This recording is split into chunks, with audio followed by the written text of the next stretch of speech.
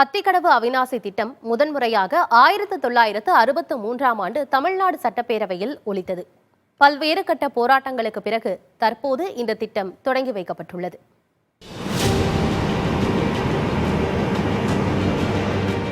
$1916 கோடி ரூபாய் செலவில் நிறைவு பெற்ற அத்திக்கடவு அவிநாசி திட்டத்தை பயன்பாட்டுக்காக முதலமைச்சர் மு.க.ஸ்டாலின் தலைமைச் செயலகத்திலிருந்து காணொலி வாயிலாக தொடங்கி வைத்தார்.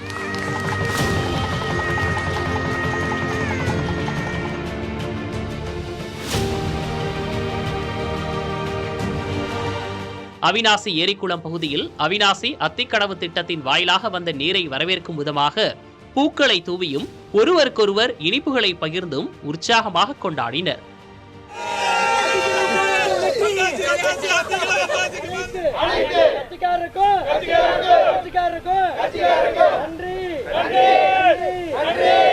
ஆனால் எங்களுடைய முன்னோர்கள் இந்த தொடர் போராட்டக்காரர்கள் தொடர்ந்து கொடுத்துட்டே இருந்தாங்க. அந்த தொடர் ஓட்டத்தில் ஒவ்வொருத்தராக கொடுத்துட்டே இருந்தாங்க. அது மட்டும் இல்லாமல் இந்த போராட்ட காலத்தில் இன்னாரும் இல்லைங்க. காலையில் ஒருத்தர் வந்து சேவக்கட்டை எடுத்து கூட்டுவார், அந்த உண்ணாவிரத பந்தலை கூட்டுவார். ஒரு கட்சிக்காரர் அவர், இன்னொரு கட்சிக்காரர் என்ன பண்ணணும், போஸ்ட் ஒட்டுவார். இன்னொரு கட்சிக்காரர் தண்ணி வேணும் இல்லையா குடிக்கிறதுக்கு, அதை கொண்டு வந்து கொடுப்பார். இப்படி அனைத்து கட்சிக்காரருமே சேர்ந்து இதை செஞ்சாங்க. இது ஒரு பெரிய சிறப்பு. இதில் பார்த்தீங்கன்னா KMCH ஒரு கேன்சர் பேஷண்ட் 70 வயசு இருக்கும். அவர் வந்து எல்லா நாளும் வந்து உட்காந்துட்டு இருப்பார். இப்படி அனைவருமா சேர்ந்து இந்த ஒரு பெரிய திட்டத்தை கொண்டு வந்திருக்காங்க. அதுக்கு முன்னாள் முதல்வருக்கும் சரி, இந்நாள் முதல்வருக்கும் சரி, அவங்க கொடுத்த அந்த குச்சி இவங்க கொண்டு வந்ததுனால தான் நம்மளால் செய்ய முடிஞ்சது. அதனால் இன்னார் இல்லை, அத்தனை பேருக்கும் அதுக்கு எல்லாத்துக்கு மேலே இன்றைக்கி துவக்கி வச்ச திரு முதல்வர் ஐயா அவர்களுக்கு நன்றி. அதுக்கு முன்னாடி இந்த தொடரோட்டத்தில் எல்லாம் கொண்டு வந்து சேர்த்தாங்க இல்லையா, அவங்களுக்கு மட்டும் இங்கே ஜாதி கிடையாதுங்க. நம்ம சிவன் கோயில் பூஜை பண்ணுறவரும், மசீதியில் துவா பண்ணுறவங்க, இந்த மாதிரி அத்தனை பேருமே கலந்துக்கிட்டாங்க. அதனோட வெற்றி தான் இந்த வெற்றியை நினைக்கிறோம். அரசியல் பேதம் இல்லாமல் இந்த திட்டத்தை நிறைவேற்றி தந்திருக்கிறாங்க. அந்த வகையில் வந்து போராட்டக்குழு சார்பில் நம்ம முதல்வர் ஐயா ஸ்டாலின் அவர்களுக்கு நாங்கள் நன்றி தெரிவிச்சுக்கிறோங்க. அதே மாதிரி இப்போ வந்து 1500 குளங்கள் இல்லைங்க, 1400 குளங்கள் பக்கமாக விடுபட்டிருக்குதுங்க. அதையும் போர்க்கால அடிப்படையில் இன்றைக்கே வந்து ஒரு அறிக்கை கொடுத்தாருன்னா இன்னும் நாங்கள் சிறப்பாக இருப்போங்க.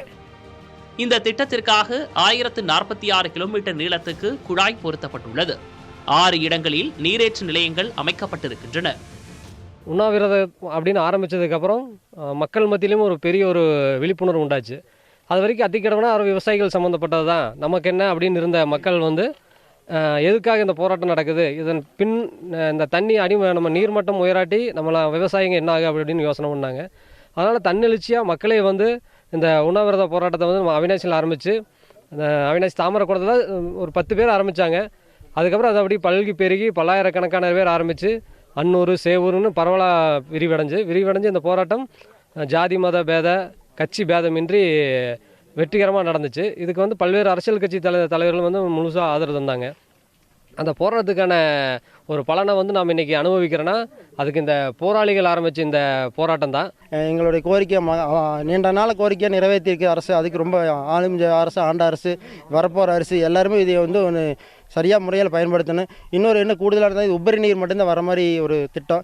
இந்த உபரி நீர் வந்து இன்னும் வருங்காலகட்டத்தில் கடலுக்கு போய் வீணாக வேஸ்ட் ஆகாத அந்த தண்ணியும் தினமும் வர மாதிரி, எப்படி ஒரு மனிதனுக்கு தினமும் குடிக்கிறதுக்கு தண்ணி தேவை, அதனால் விவசாயத்துக்கு தினம் தண்ணி தேவையாக இருக்கிற அத்தியாவசியம். ஒரு பயிர் வளர்ந்தால் தினமும் தண்ணி வேணும். அது மாதிரி தினமுமே இந்த தண்ணி வந்து கடலுக்கு வீணாக போகாமல் ஏதாவது ஒரு மாற்று திட்டத்தின் மூலமாக இதுக்கு மறுபடியும் ஏதோ ஒரு நிதி ஒதுக்கி காளிங்கராயன் கல்வெட்டில் இருந்தோம் மறுபடியும் ஏதாவது எக்ஸ்ட்ரா ஒரு திட்டத்தின் மூலமாக இன்னும் கூடுதலாக தினமும் வருடம் முழுவதும் இந்த தண்ணி இன்னும் வந்தால் இன்னும் விவசாயத்துக்கும் சரி மக்களுக்கும் சரி ரொம்ப எல்லாத்துக்கும் உபயோகமாக இருக்கும். மழை இல்லாத காலங்களில் கோவை, திருப்பூர், ஈரோடு மாவட்டங்களில் குடிநீர் மற்றும் விவசாய பயன்பாட்டிற்கு நீரின்றி மக்கள் பாதிக்கப்பட்டு வந்தனர்.